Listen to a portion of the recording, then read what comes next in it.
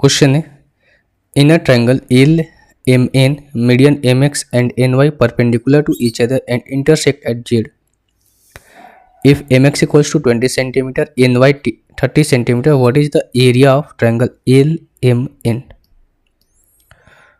तो सबसे पहले हम ट्रायंगल यहाँ से एक फॉर्म करते हैं। ठीक है, ये रहा एक ट्रायंगल एल एम और एन, दो मीडियन यहाँ से ड्रॉ करते हैं। एक ये हो गया और दूसरा आपका ये हो गया। मीडियन क्या करता है, ट्रायंगल को दो इक्वल पार्ट में डिवाइड करता है और ये इस पॉइंट पर इंटरसेक्ट कर रहे हैं जो कि राइट एंगल ट्रायंगल फॉर्म कर रहा है।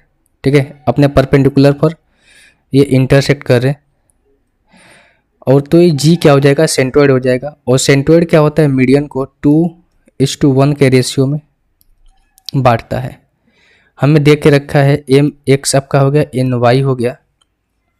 एम एक्स हमें दे रखा है कितना 20 सेंटीमीटर, एन वाई हमें दे रखा है कितना 30 सेंटीमीटर और पूरे ट्रायंगल का एरिया बताना है। अगर मैं आपसे बोलूं कि भाई एक ट्रायंगल आप देखो एम एक्स एन और दूसरा ट्रायंगल देखो अपना एम एक्स एल,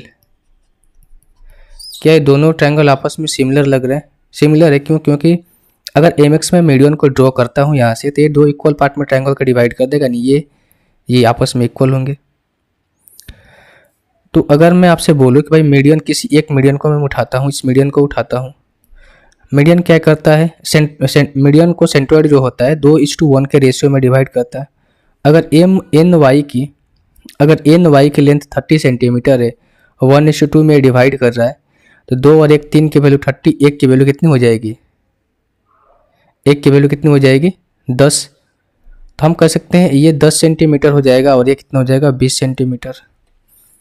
अब अगर आप देखोगे एक ट्रायंगल देखो एम एक्स एन ट्रायंगल में देखोगे तो आप पाओगे कि ये जो लाइन आपको दिखाई दे रही है जेड और एन, ये क्या है, ट्रायंगल की हाइट दे रखी है और एम और एक्स क्या दे रखा है आपका, ये दे रखा है बेस।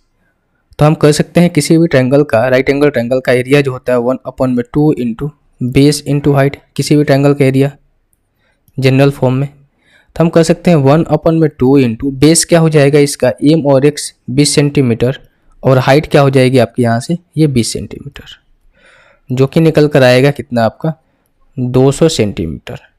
चूंकि ये दोनों ट्रायंगल आपस में सिमिलर है तो एक ट्रायंगल का एरिया अगर 200 सेंटीमीटर है तो 2 से मल्टीप्लाई करेंगे तो पूरा ट्रायंगल का एरिया निकल कर आ जाएगा 400 centimetre square. Option number A. तो मुझे उम्मीद है क्वेश्चन आपको समझ में आया होगा।